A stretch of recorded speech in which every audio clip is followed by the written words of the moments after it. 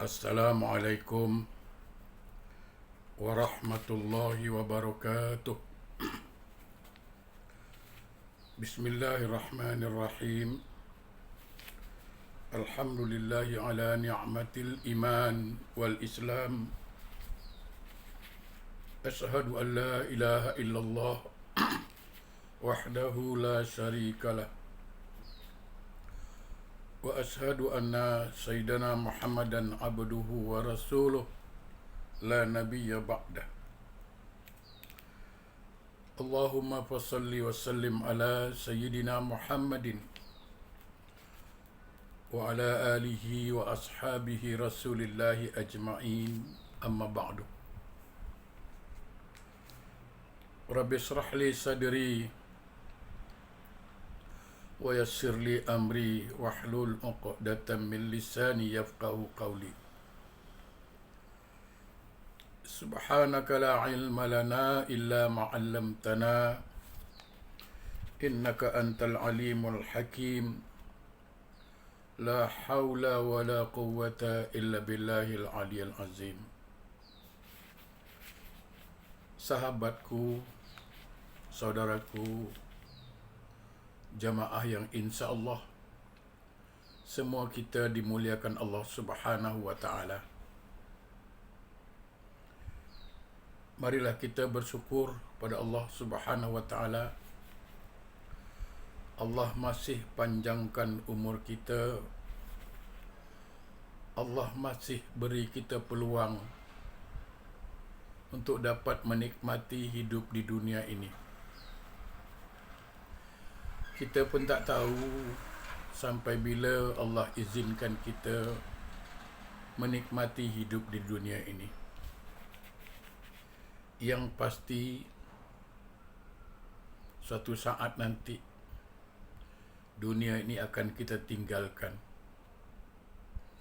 Oleh karena itu kita berharap kepada Allah, selagi ada peluang hidup di dunia ini, semoga Allah limpahkan rahmat hidayahnya kepada kita, taufik dan hidayahnya, sehingga kita dapat mengumpulkan amal-amal soleh buat bekal kita di akhirat kelak, insya-Allah. Amin, Allahumma amin. Salawat dan salam, marilah sama-sama kita sanjungkan keharibaan junjungan alam Rasulullah sallallahu alaihi wasallam. Allahumma salli ala Sayyidina Muhammad wa ala ali Sayyidina Muhammad. Mudah-mudahan kita beserta keluarga mendapat syafaat dari beliau Rasulullah sallallahu alaihi wasallam. Amin, Allahumma amin. Saya ingin mengajak jemaah kita berdoa sejenak. Semoga kita beserta keluarga, handai taulan, sanak saudara kita terhindar dari segala musibah, termasuklah musibah COVID-19 ini. Dan kita juga berharap agar musibah COVID ini segera berakhir di negeri kita tercinta ini. Amin ya Allahumma amin. Sahabatku, saudaraku yang dimuliakan Allah,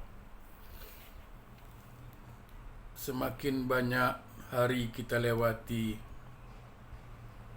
sebenarnya semakin dekat kita pada hari kematian. Semakin banyak kaki melangkah, semakin dekatlah kita kepada kuburan.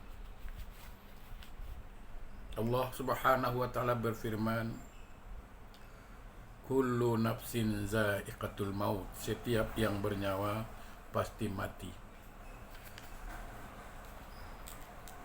Suka atau tak suka, mau atau tak mau, mati itu pasti, karena itu kehendak Allah. Masalahnya satu, apakah kematian kita nanti husnul khatimah, sebaik-baik akhirat, atau su'ul khatimah, seburuk-buruk akhirat. Na'udzubillah. Itulah masalah sekarang. Tentu kita berharap, bermohon pada Allah agar kematian kita husnul khatimah. Makanya kita selalu diajar sebuah doa, Allahumma khtim, ya Allah, Allahumma khtim lana ya Allah bihusnil khatimah wa la takhtim alaina ya Allah bisu'il khatimah. Ya Allah, tutuplah, akhirilah hidup kami dengan sebaik-baik akhirat, dan jangan engkau tutup akhir hidup kami dengan seburuk-buruk akhirat. Ini yang kita belum pasti, belum tahu apakah penghujung umur kita husnul khatimah atau su'ul khatimah. Sekali lagi kita berharap semoga husnul khatimah.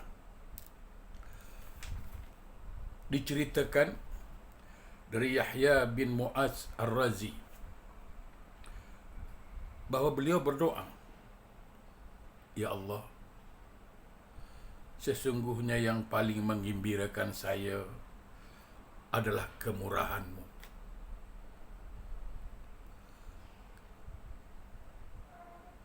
Sesungguhnya yang membuat saya gembira adalah kemurahan-Mu, memberikan keimanan pada diriku. Dan yang paling saya khawatirkan, jika Engkau mencabut iman itu dari diri saya ketika ajal saya sampai. Oleh karena itu saya memohon, jangan Engkau cabut imanku sehingga saya mati su'ul khotimah. Jangan Engkau cabut imanku, ya Allah. Kalau seorang ulama saja, kalau seorang orang alim saja sangat takut, sangat khawatir di penghujung umurnya dicabut imannya oleh Allah. Dia sangat takut. Apatah lagi kita yang bukan orang alim. Kita bukan ulama. Kita masih banyak bersalah dan banyak berdosa. Sebab iman itu, kata Nabi, dia boleh naik, boleh turun. Ketika orang itu rajin beribadah, ketika orang itu rajin taat pada Allah, maka imannya bertambah. Tapi ketika dia bermaksiat kepada Allah, ketika dia berdosa kepada Allah, imannya berkurang. Nah, yang kita takutkan ketika dia bermaksiat, ketika itu ajalnya sampai. Itu yang dikatakan su'ul khatimah. Ya. Saudaraku yang berbahagia, sewaktu Abul Qasim Al-Hakim di Samarkandi ditanya,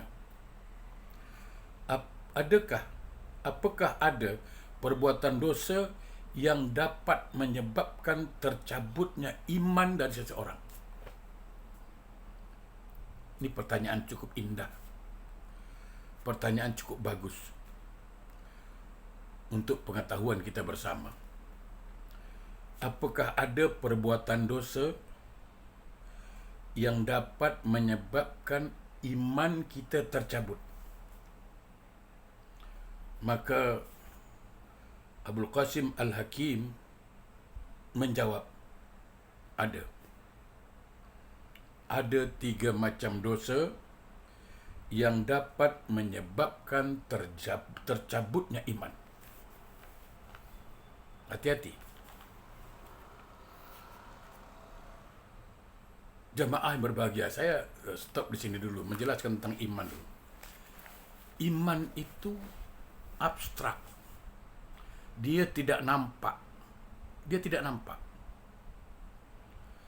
Nah, untuk mengetahui orang itu punya iman atau tidak, maka perlu pembuktian. Itu yang dalam konsep iman dikatakan apa? Sempurnanya iman itu karena 3 syarat. Qaul bil lisan, ucapkan dengan lisan, wa tasdik biqalbi, ditasdikkan dalam hati, wa amala bil arkan, dan diamalkan oleh seluruh anggota badan. Baru sempurna imannya. Tapi kalau hanya sekedar mengatakan qaul bil lisan, hanya sekedar berkata di lisan saja, tidak sampai ke hati, tidak sampai mengamalkan, summa na'udzubillah, iblis juga beriman kepada Allah. Ana khairu minhu, katanya. Maaf, iblis mengatakan apa? Khalaqtani min nar wa khalaqtahu min tin. Ana khairu minhu. Engkau telah ciptakan aku dari api. Jadi iblis juga percaya kalau dirinya diciptakan Allah, artinya dia beriman pada Allah, tapi dia tidak tunduk kepada perintah Allah. Na'udzubillah, minta maaf. Jadi kalau setakat mengaku percaya dengan Allah tapi tidak mau tunduk, tidak mau taat kepada Allah, jangan marahlah, saya katakan.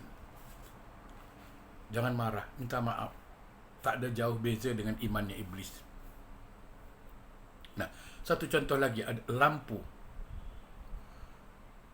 Lampu itu boleh hidup, kenapa? Karena ada current. Ada current di situ. Ada sentrum di situ. Dari mana kita tahu dia ada current? Dia hidup.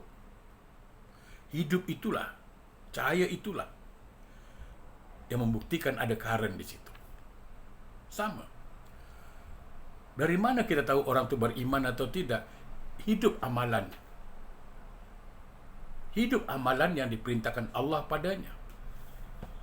Maka muncul cahaya Islam, nur Islam dalam dirinya. Sahabatku, saudaraku yang berbahagia, apa dia 3 macam dosa yang dapat mencabut iman seseorang itu? Pertama, jika orang itu tidak bersyukur kepada Allah atas iman yang telah dikaruniakan kepadanya. Saudaraku, kita sekali lagi bersyukur pada Allah karena Allah berikan kita hidayah iman dan Islam. Bersyukur. Saya selalu menyampaikan ini. Bapa Nabi sendiri, bapa Nabi Ibrahim yang bernama Azar, Allah tidak karuniakan iman dan Islam kepada dia. Dia tidak Islam. Dia tidak beriman. Bapa Nabi. Anak Nabi sendiri, anak Nabi Nuh, Kan'an, dia juga tidak beriman dan tidak Islam. Anak Nabi. Bahkan bapa saudara Nabi, Abu Jahal, Abu Lahab, Abu Talib, Allah tidak berikan iman kepadanya. Allah tidak berikan Islam kepadanya. Dia tidak beriman dan tidak Islam. Lalu kita siapa? Siapa kita? Bukan saudara Nabi, bukan anak Nabi, bukan keluarga Nabi, tapi Allah titipkan iman pada kita. Allah beri kita hidayah Islam. Allahu Akbar. Inna dina indallahi Islam. Tidak ada agama yang benar di sisi Allah kecuali Islam. Wa may yabtaghi ghairal Islam dinan fala yuqbala min wa huwa fil akhirati minal khasirin. Barang siapa mencari agama selain dari Islam, agama itu ditolak dan di akhirat termasuk orang yang merugi. Jadi yang pertama sekali, tugas kita supaya kita husnul khotimah, bersyukur. Sekali lagi, bersyukurlah Allah anugerahkan kita iman dan Islam. Artinya apa? Percaya dan tunduk. Kalau hanya setakat percaya tidak taat, setakat percaya tidak tunduk pada perintah Allah, maaf, sekali lagi maaf, sama dengan imannya iblis. Nah, orang yang tidak bersyukur atas karunia Allah kepadanya, yaitu iman dan Islam, dia tidak bersyukur, maka dikhawatirkan matinya nanti mati tidak beriman. Kita selalu mendengar ustaz baca ayat surah Ibrahim ayat 7. A'udzubillahi minasyaitonir rajim. La in syakartum la azidannakum wa la in kafartum inna azabi lasadid. Barang siapa bersyukur atas nikmat-nikmat, atas karunia yang Allah berikan kepadanya, maka Allah tambah nikmat itu, Allah tambah karunia itu. Jadi kalau kita bersyukur, Allah karuniakan iman pada kita. Sebagai bukti syukur, kita tunduk, patuh, taat pada perintah Allah, maka iman kita akan bertambah, akan ditambah, akan ditambah, akan ditambah. Dan itu janji Allah. Barang siapa bersyukur atas nikmat yang aku berikan, niscaya akan ku tambah nikmat itu. Jadi ketika kita bersyukur kepada Allah atas nikmat iman yang Allah berikan, maka Allah akan tambah nikmat itu lagi. Apa? Dengan hidayah Islam, mengamalkan ajaran Islam, sehingga ketika ajal kita sampai, husnul khatimah, sebaik-baik akhirat. Allah karim. Subhanallah. Sekali lagi saudaraku, sahabatku, bersyukur. Bersyukur. Allah karuniakan kita iman, bersyukur.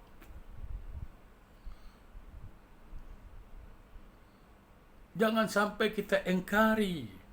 Wala in kafartum, tapi kalau engkau engkari nikmat iman yang Allah berikan itu, inna azabi lasyadid, tunggulah azabku sangat pedih. Di mana? Bukan sekarang, tunggu kata Allah. Mungkin ketika nyawanya dicabut, mungkin ketika dalam kubur akan diazab dengan pedih, mungkin di akhirat, tapi tunggu, bukan sekarang. Wala in kafartum inna azabi lasyadid. Siapa yang mengingkari nikmatku, kata Allah, tunggulah azabnya. Azabku sangat pedih. Sekarang kau relax, tak apa, tapi tunggu saatnya. Jadi pertama, kalau kita tidak bersyukur kepada Allah atas karunia iman yang Allah berikan pada kita, kita khawatir iman itu akan dicabut oleh Allah. Na'udzubillah, summa na'udzubillah min zalik. Itu yang pertama. Yang kedua, jika dia tidak ada rasa khawatir, tidak ada rasa gelisah, ya, akan tercabut iman dalam hatinya. Allah Maha Berkuasa. Sekali lagi, Allah Maha Berkuasa. Allah Maha Berkehendak. Bila sampai ajal seseorang, tidak akan ditambah dan tidak akan dikurangi walaupun satu saat. Iza jajalum la yastakhiruna sa'atan wa la yastaqdimun. Bila sampai ajalmu, tidak akan ditambah oleh Allah dan tidak akan dikurangi oleh Allah walaupun satu saat. Kalau kita tidak ada rasa khawatir, rasa gelisah, maka kita selalunya terperangkap dengan godaan hawa nafsu, sehingga sanggup melakukan maksiat. Kenapa orang sanggup melakukan maksiat? Karena tidak ada kekhawatiran dalam dirinya akan tercabutnya iman di hatinya. Na'udzubillah. Summa na'udzubillah. Itu yang kita takut. Karena tidak ada rasa khawatir, tidak ada rasa gelisah, rasa resah dalam hati kita, akan tercabutnya iman sehingga kita sanggup berbuat maksiat, maka kita sangat-sangat khawatir, sangat dikhawatirkan ketika sedang berbuat maksiat, ketika itu iman dicabut. Sebab tidak mungkin seseorang itu melakukan maksiat dalam keadaan beriman. Tidak mungkin. Iman itu pasti keluar dari dalam kalbunya. Iman itu pasti keluar dari dalam hatinya. Lalu diganti dengan nafsu syahwat. Maka orang itu akan melakukan maksiat. Nah, ketika dia mati, disebut apa? Mati yang tidak beriman. Summa na'udzubillah min zalik.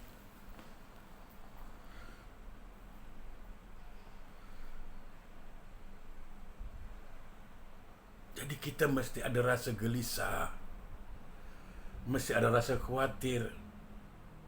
Ketika kita melakukan maksiat, ada rasa khawatir, rasa gelisah, takut, gelisah, resah, khawatir. Jangan-jangan ketika aku buat maksiat ini, ketika itu pula ajalku sampai, akhirnya aku su'ul khotimah, mati tidak beriman. Allah, na'udzubillah min zalik. Ketika berjudi, ketika itu ajal sampai. Ketika minum arak, ketika itu ajal sampai. Ketika mengata-ngata orang, ketika itu ajal sampai. Na'udzubillah, summa na'udzubillah min zalik. Jadi tanamkan selalu rasa khawatir, rasa gelisah di hati ini,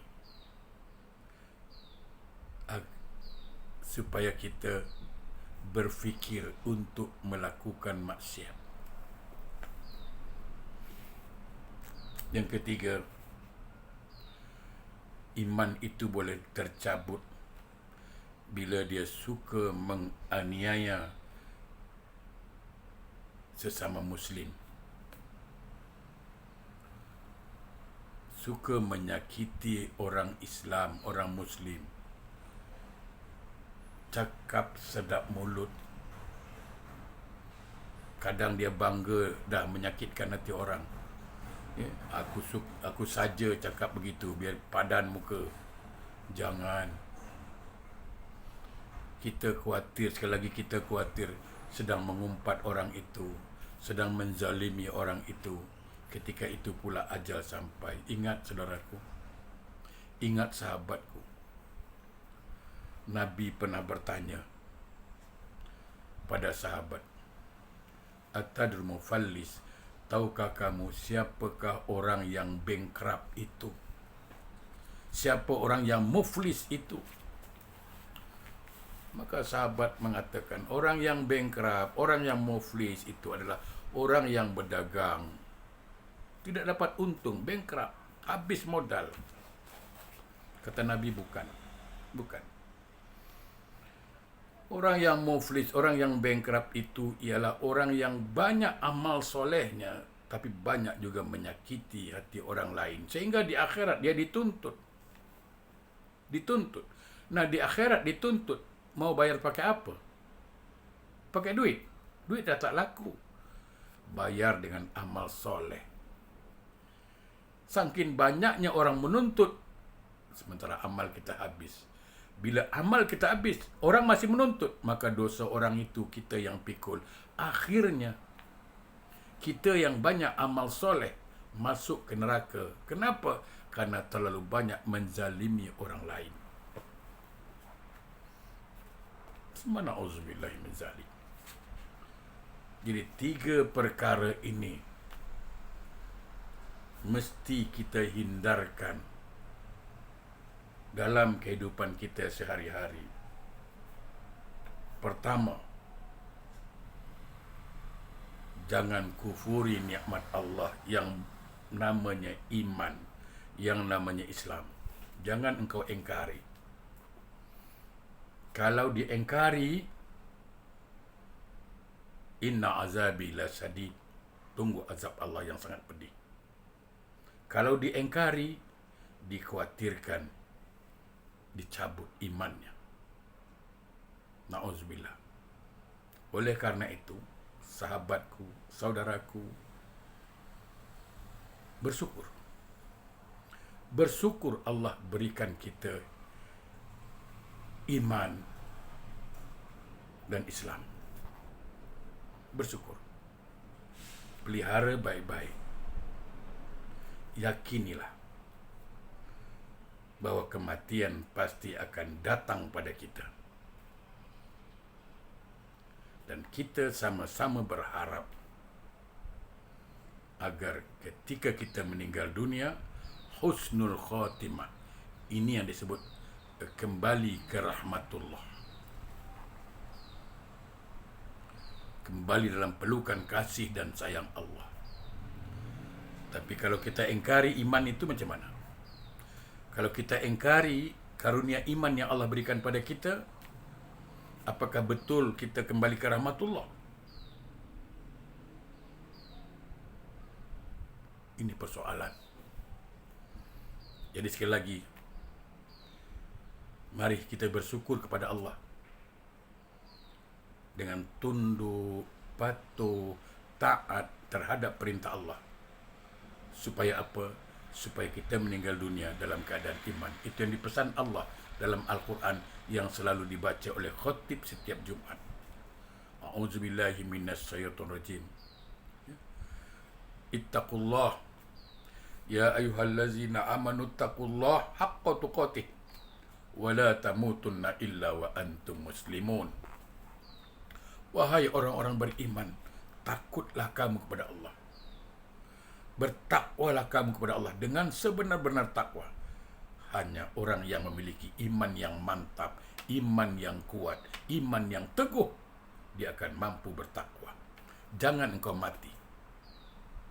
Jangan kau tinggalkan dunia ini sebelum engkau menjadi seorang Muslim yang sejati. Islam yang benar. Untuk menjadi Muslim yang sejati, mustahil meninggalkan iman. Menjadi Muslim yang benar-benar Muslim, benar-benar Islam, mustahil dia mengingkari iman.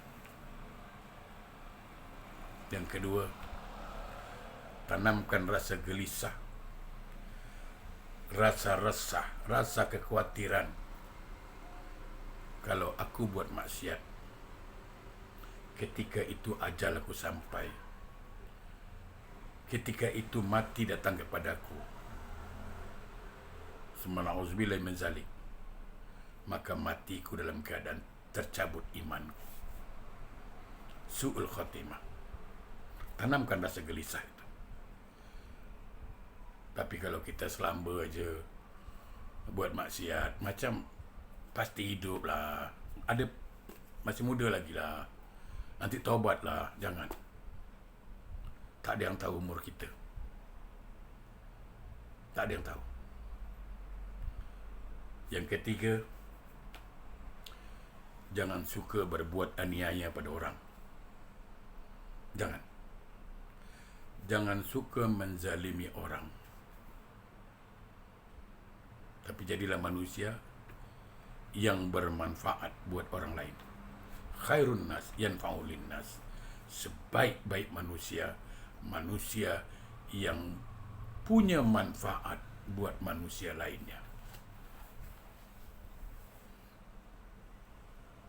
Kalau kita menjadi manusia yang bermanfaat buat orang lainnya, manusia yang tidak suka menzalimi orang, insya-Allah iman kita akan tetap kuat dan teguh Allah berikan. Sehingga kalaupun kita meninggal dunia, insya-Allah husnul khatimah. Jadi jaga baik-baik. Kalau ulama saja risau, ulama saja khawatir imannya dicabut, apatah lagi kita yang bukan ulama. Mudah-mudahan Allah bimbing kita, Allah tuntun kita, Allah berikan kita rahmat hidayahnya untuk dapat menjaga iman kita.